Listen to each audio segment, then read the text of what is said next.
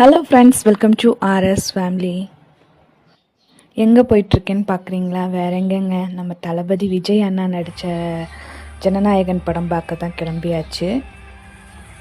நாங்கள் கொஞ்சம் லேட்டாக தான் போய் படமே பார்க்க ஆரம்பித்தோம். அதாவது கிட்டத்தட்ட படம் ரிலீஸ் ஆகி 10 நாள் மேலே ஆச்சு. இன்றைக்கி தான் போய் படம் பார்த்தோம். விஜய் அண்ணா நடித்ததில் ஃபஸ்ட்டு தியேட்டரில் போய் பார்த்த படம் அப்படின்னு சொன்னாக்கா மின்சார கண்ணா.